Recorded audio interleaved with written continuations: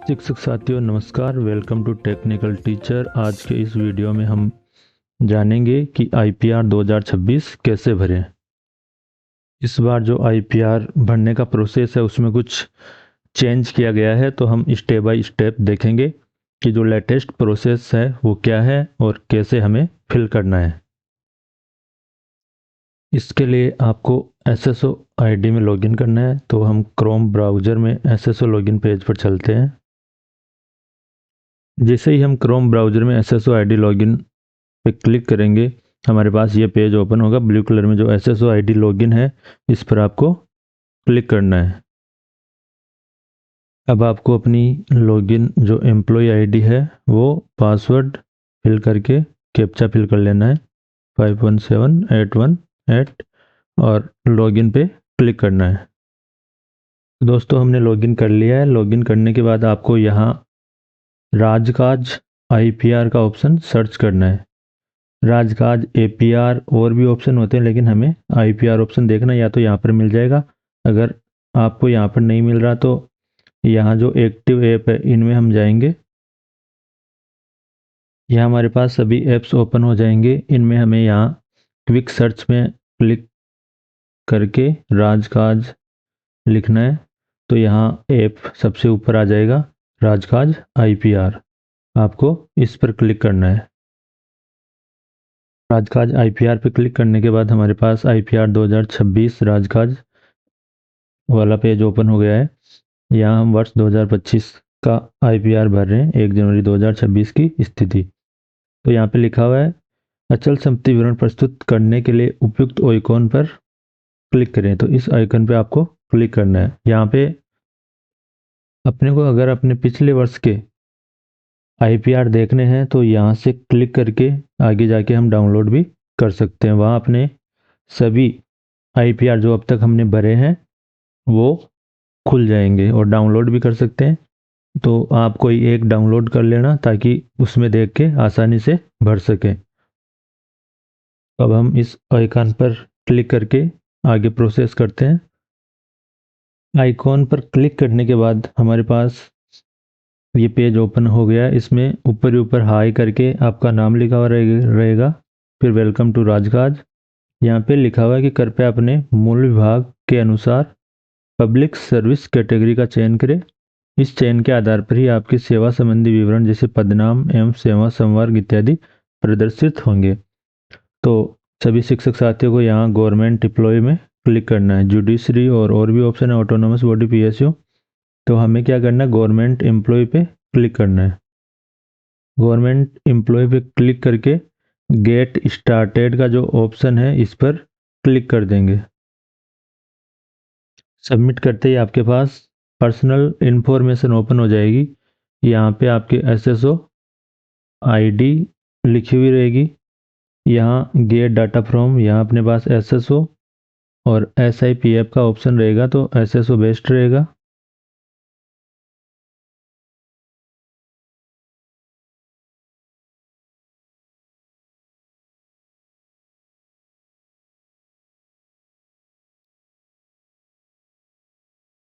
इसके बाद यहाँ पे नेम के आगे जो हम मिस्टर मिसेज जो भी लगाते हैं वो आपको यहाँ से सेलेक्ट कर लेना है। इधर हिंदी में शो हो जाएगा, यहाँ आपका फुल नेम शो रहेगा,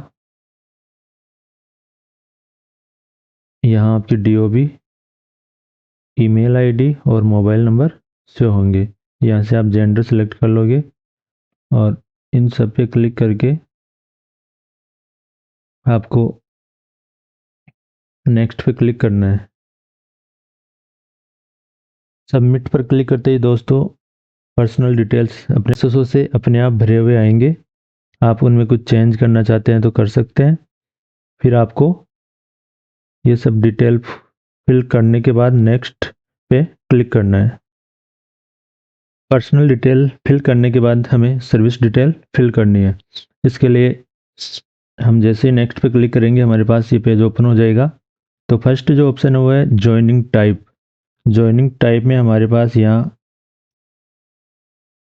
4 ऑप्शन है। रिक्रूटमेंट, हम डायरेक्ट भर्ती से सिलेक्ट हुए हैं तो आपको रिक्रूटमेंट सेलेक्ट करना है, या पहले आप किसी जैसे थर्ड ग्रेड सेकंड में थे, फिर आप फर्स्ट ग्रेड में आए तो री रिक्रूटमेंट। प्रमोशन से अगर आप इस पोस्ट पर आए हो तो प्रमोशन या डेपुटेशन, जो भी आपके पास सही ऑप्शन होगा। तो रिक्रूटमेंट वाला मैं ऑप्शन यहाँ सेलेक्ट कर रहा हूँ।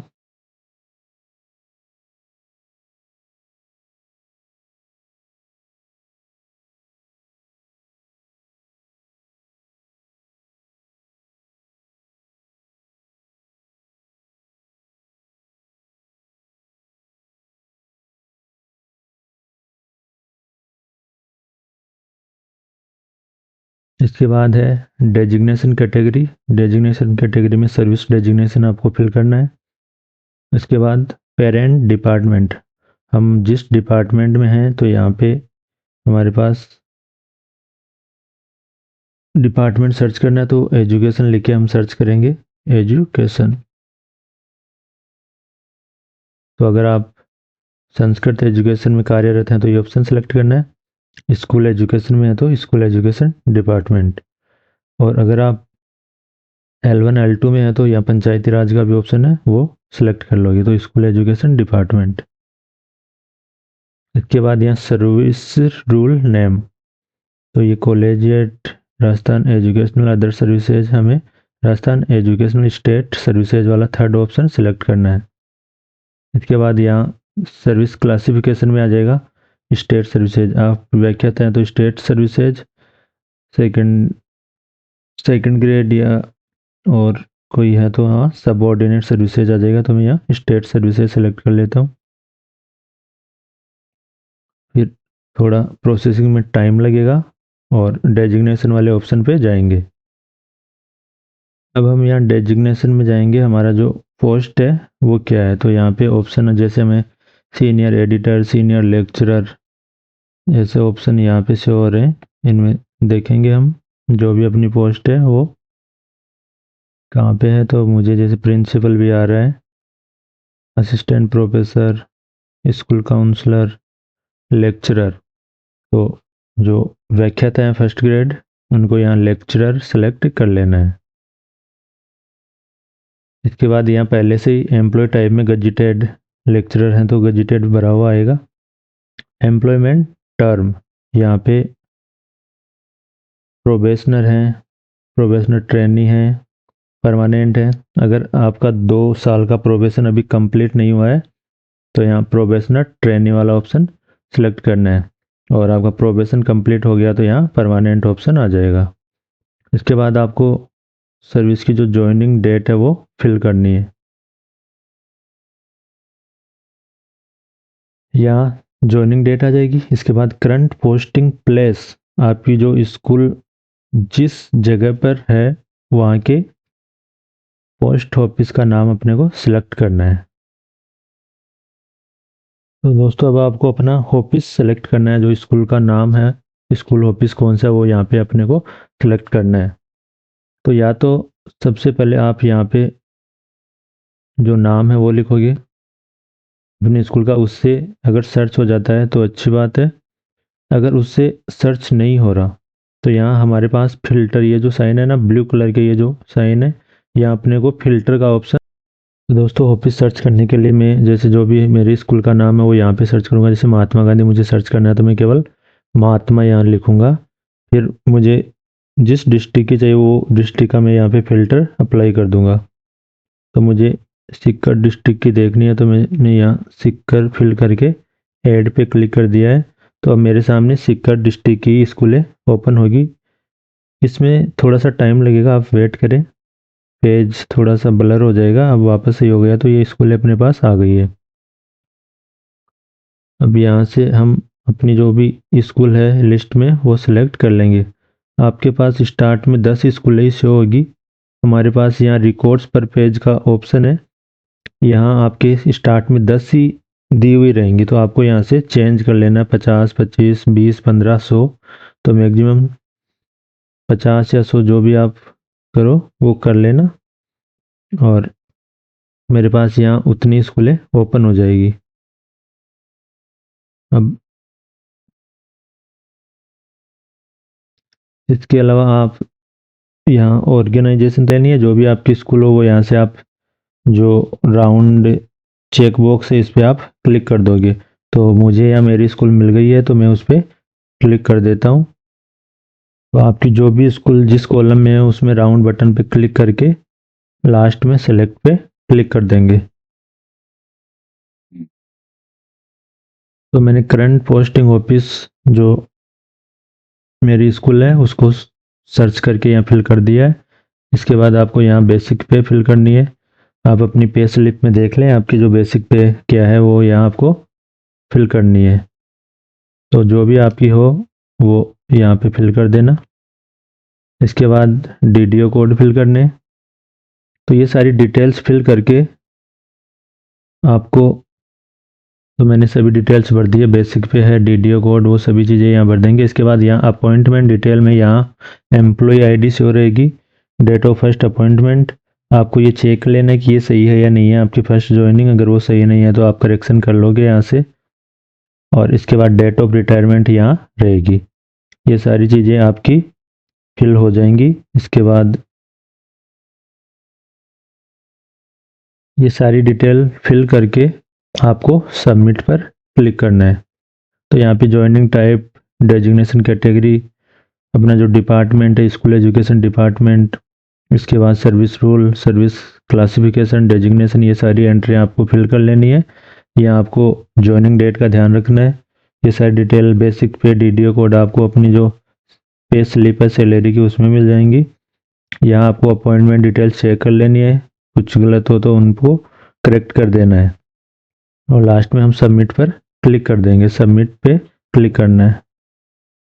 सबमिट पे क्लिक करते ही हमने जो डिटेल्स भरी हैं वो यहाँ पे ओपन हो जाएंगी। पर्सनल डिटेल और सर्विस डिटेल, यहाँ पेज ओपन हो जाएगा और यहाँ कॉर्नर में आपको फिल आईपीआर नाम से ऑप्शन दिखेगा, इस पर आपको क्लिक करना है। फिल आईपीआर पे क्लिक करते ही हमारे पास जो आईपीआर फिल करने का डैशबोर्ड है वो ओपन हो जाएगा। फिल आईपीआर पर क्लिक करने के बाद हमारे पास ये पेज ओपन हो जाएगा। इसमें हमें दो ऑप्शन दिखाई देंगे, एड योर फर्स्ट प्रॉपर्टी और यहाँ डिक्लेयर आईपीआर एज नील। अगर अभी तक आपके नाम पर कोई भी संपत्ति, प्लॉट, फ्लैट कुछ भी नहीं है तो हमें डिक्लेयर आईपीआर एज नील करना है। या आपने अपनी पहली प्रॉपर्टी खरीद ली है, कोई प्लॉट वगैरह, तो इस ऑप्शन पे क्लिक करके उसकी डिटेल फिल करनी है। तो अगर आपके पास अभी कोई प्रॉपर्टी परचेज नहीं की है तो डिक्लेयर आईपीआर एज नील हम जीरो फिल करके नील करके डिक्लेयर करेंगे। और अगर आपके पास कोई प्रॉपर्टी है तो यहाँ आप क्लिक करोगे ऐड योर फर्स्ट प्रॉपर्टी पे और वहाँ से हम प्रॉपर्टी को ऐड करेंगे। प्रॉपर्टी ऐड करने के लिए यहाँ सबसे पहले ऑप्शन होगा प्रॉपर्टी टाइप। तो इसमें आप सेलेक्ट कर लोगे कमर्शियल है, रेजिडेंशियल है या इंडस्ट्रियल है। जो भी आपके पास रहने के लिए प्लॉट है तो रेजिडेंशियल सेलेक्ट कर लोगे। फिर यहाँ सब टाइप में फ्लैट है, प्लॉट है या और कुछ है वो यहाँ से आप सिलेक्ट कर लोगे। आपकी जो प्रॉपर्टी है वो ग्रामीण एरिया में है या शहरी एरिया में, तो रूरल और अर्बन यहाँ से सिलेक्ट कर लोगे। यहाँ एड्रेस फिल कर देंगे, यहाँ पिन कोड, कंट्री इंडिया आ जाएगा और यहाँ हमें उसका लेटीट्यूड, लॉन्गिट्यूड, उसकी जो लोकेशन मैप से देख के हम फिल कर देंगे। इसके बाद ये जो प्रॉपर्टी है वो आपकी खुद के नाम है, आपकी किसी संतान के नाम या जॉइंट है तो यहाँ फिल कर दोगे। के बाद जो फाइनेंशियल डिटेल है, मैनर ऑफ, आपने जो कैसे इसको आपको मिली है, विरासत में मिली है, गिफ्ट, लीज में, जो भी आपको मिली है वो यहाँ पे फिल करना है। कब आपको मिली वो डेट, ईयर, मंथ यहाँ पे आ जाएगा। इसके बाद आपको ये प्रॉपर्टी किस पर्सन से मिली है उसकी डिटेल यहाँ पे आ जाएंगी। इस प्रॉपर्टी की प्रेजेंट वैल्यू क्या है और इससे आपको इनकम कितनी हो रही है। जैसे आपने रेंट पे दे रखा है तो वहाँ से आपको कितनी इनकम हो रही है, ये सब फिल करके आप सेव पर क्लिक कर दोगे।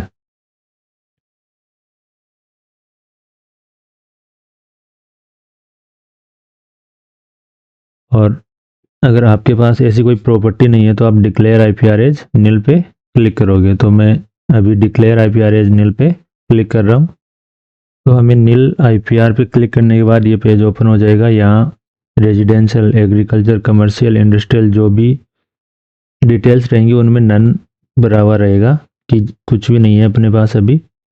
और इसके बाद आप डिक्लेरेशन में जो चेक बॉक्स है इस पर क्लिक करोगे। डिक्लेरेशन ये है कि आपने जो भी कुछ फिल किया है वो सही है, आपके पास कोई इमूवेबल प्रॉपर्टी नहीं है आज की डेट तक। तो ये चेक बॉक्स पर क्लिक करने के बाद आप सबमिट पे क्लिक करोगे। सबमिट पे क्लिक करते हैं। अब सबमिट पे क्लिक करते ही आपके पास ओटीपी का मैसेज आएगा, तो आपको अपने मोबाइल से ओटीपी लेके इसमें फिल कर देना है। ओटीपी सबमिट करते ही आपके पास यहाँ ग्रीन अक्षरों में यहाँ मैसेज आ जाएगा आईपीआर फिल सक्सेसफुली, और यहाँ पे जो इंटरफेस ओपन होगा उसमें यहाँ डेट हुई रहेगी लास्ट आईपीआर फील्ड 1 जनवरी 2026। तो इस तरह से आप अपना जो आईपीआर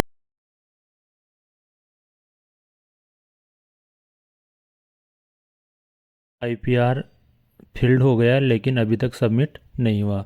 तो सबमिट करने के लिए हम वापस से प्रोसेस करेंगे। यहाँ पर जैसे दिखा रहा है total properties, purchase value, present value, annual income 0 से हो रही है।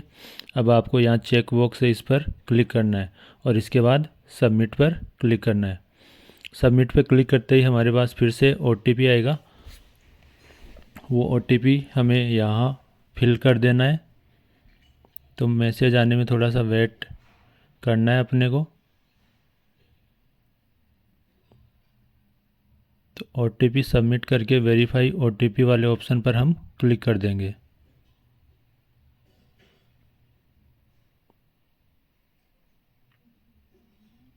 वेरीफाई करते ही हमारे पास यहाँ जो मैसेज आएगा ग्रीन अक्षरों में कि ओटीपी सबमिटेड सक्सेसफुली। इससे पहले ओटीपी फील्ड सक्सेसफुली का मैसेज आया था, अब ओटीपी सबमिटेड सक्सेसफुली का मैसेज आएगा और यहाँ पे शो हो जाएगा लास्ट आईपीआर फील्ड 1 जनवरी 2026। तो इस तरह से हमारा आईपीआर फिल हो चुका है।